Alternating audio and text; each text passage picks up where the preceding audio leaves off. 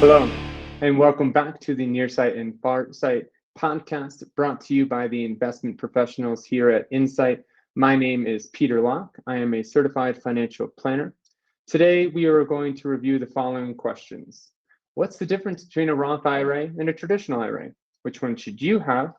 And what's the difference between those types of accounts and 401ks?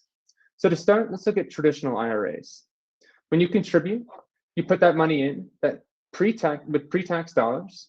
It grows tax deferred. You pay ordinary income taxes when you withdraw that money after the age of 59 and a half. And so those that are going to be wanting to use this account have higher incomes, typically between the 86 plus range, 86,000 range and above, especially those for earning more than 164,000. And you also would want to use this account if you believe that your income tax is going to be lower when you retire than it is currently. Now, Roth IRAs are the opposite. You're going to want to use these if you are in lower income tax brackets because you're going to be putting in money that's already been taxed. That money will grow tax-free, and you will not pay any taxes after the age of 59 and a half. So all of that growth, all of that compounding will be tax-free to you when you retire or get near retirement at the age of 59 and a half.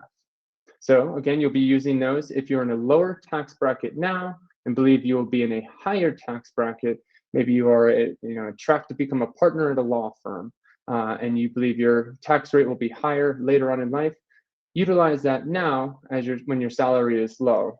To take advantage of the lower tax rates. So when you're looking at your income, we can take a quick look at this income tax rate table. As you can see here, the percentages that get taxed dramatically increase once you exceed 164,000. It jumps up by a full 8 percentage points. So if you're in the bands between 10% or 0% and 24%, the closer you are to 24%, the more you're going to be wanting to use a traditional IRA.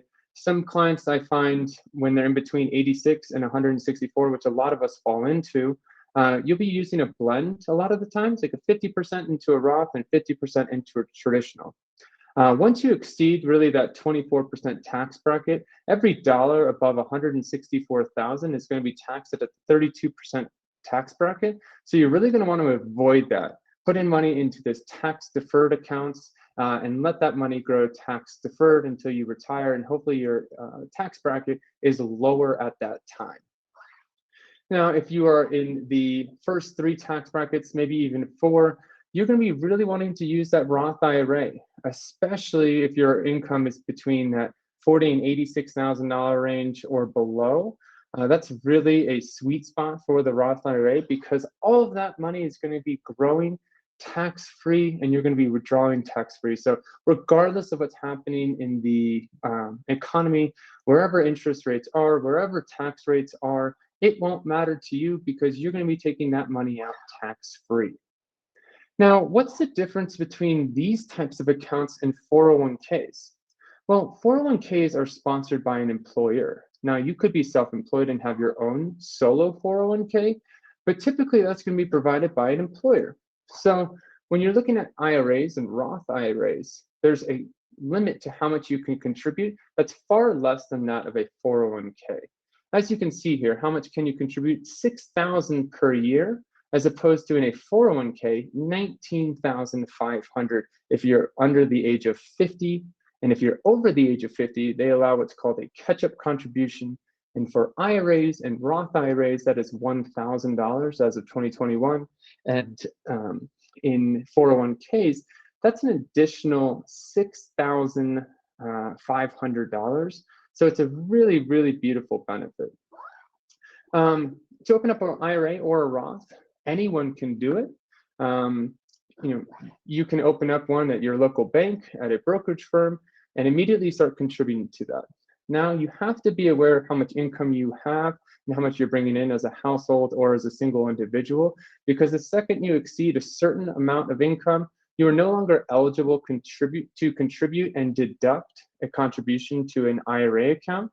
you can always make, no matter how big your income is, a non-deductible contribution, but that's for a different day. You always take the money out on both accounts after the age of 59 and a half, because that way you avoid a penalty when you withdraw it. Really the biggest benefit to IRAs and Roths are the choices that you have. You're not limited to the capacity or not limited in your choices when it comes to investment options in IRAs and Roths, where you are limited to whatever the employer has to invest outside of self-directed brokerage accounts inside of 401ks, which is a little bit more advanced, but typically 401k employers provide 10, 15, 20 different mutual funds or exchange traded funds that you can invest inside of those types of accounts. Some of the smaller takeaways from IRAs and 401ks are most employer-sponsored retirement plans, such as your 401k, fall under ERISA guidelines and are protected from creditors, whereas non-ERISA plans, such as IRAs and traditional IRAs, do not have that same level of creditor protection. So one benefit of keeping money inside of a 401k is if you are fearful of creditors coming after your assets. And these retirement accounts are nonetheless protected under a federal bankruptcy law if you file for bankruptcy. So you will have both of those protections in each. So if your income is low, utilize that Roth IRA now. If you believe your income is going to increase substantially, or it's really high right now, it might be really beneficial to utilize that IRA account. Either way, talk to your tax advisor, talk to your certified financial planner, and they'll be more than happy to help you out or run different simulations for you, as every client situation is different. We're here to answer those more difficult questions as to how much you should be contributing to all of these types of accounts. Needless to say, not just one of them, but you can contribute to all of them if you follow the rules and guidelines. So thank you again for another episode of the NearSight and FarSight podcast, brought to you by the investment professionals here at InSight. Again, my name is Peter Locke. I am a certified financial planner. If you found this helpful, please subscribe to our YouTube channel or check out our website, investmentwithinsight.com, for more great pieces of information. Thanks again.